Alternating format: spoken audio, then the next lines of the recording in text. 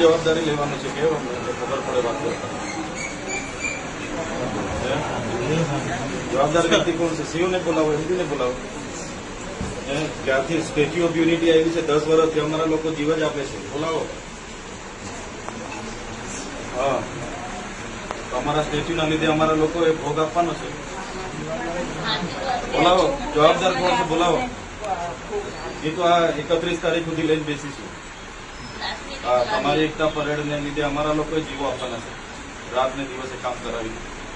બોલાવો જવાબદાર વ્યક્તિને બોલાવો. હા, પરિવાર વાળા નાના નાના છોકરાઓ છે, એક છોકરા મરી ગયા છે.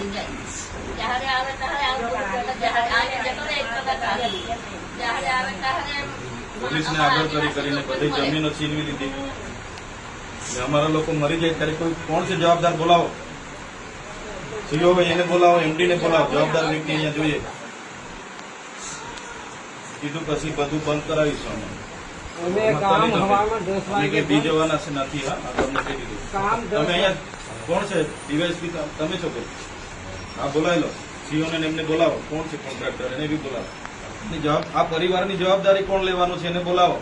અમારા લોકોનો જીવ કઈ 5 લાખ રૂપિયામાં નથી કે તમે 5 લાખ રૂપિયા આપીને વાત બતાવવાની વાત કરો. જવાબદારી પરિવારની જવાબદારી કોણ લેવાનું છે? બોલાવો. પછી આગળ બધું ચલાવજો. તમારે જે તાઇફાઓ કરવાના હોય કરો, અમને કોઈ વાંધો નથી.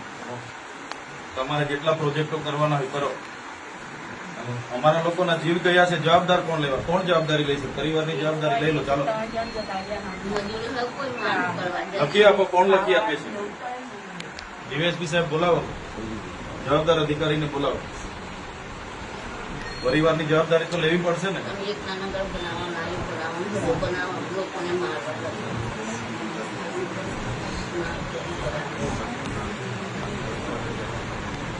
અમે 10 તારીખે બંધ કરાવવા ગયા કામ, તો આ ઘટના બનતી ને કામ બંધ નહીં કર્યું.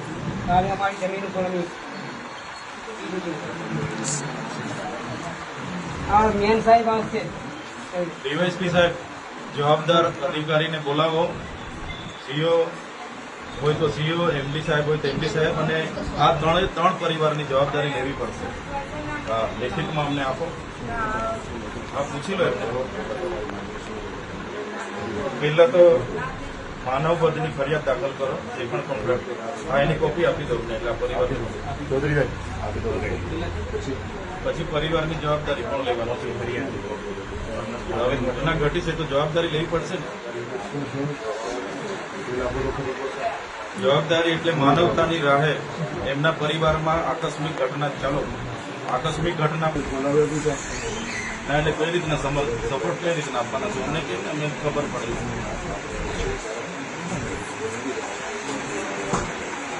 કઈ રીતના વાત કરેલી છે કે અમને લેખિત એમને તમે માનવતાની રીતે શું વળતર આપવા માંગો છો, કે પરિવારની આજીવન જવાબદારી લેવા માંગો છો, કે પ્રશાસન શું કરવા માંગે છે તે કહો અમને.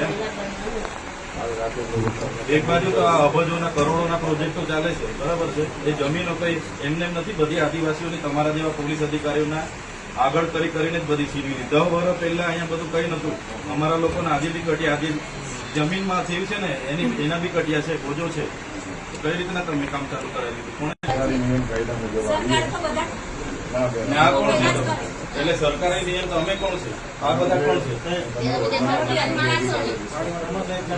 તમને હવામાન વિભાગોએ તમને જાણ નહીં કરી કે ભાઈ વરસાદ પડવાનો છે, 15 જણા કિલો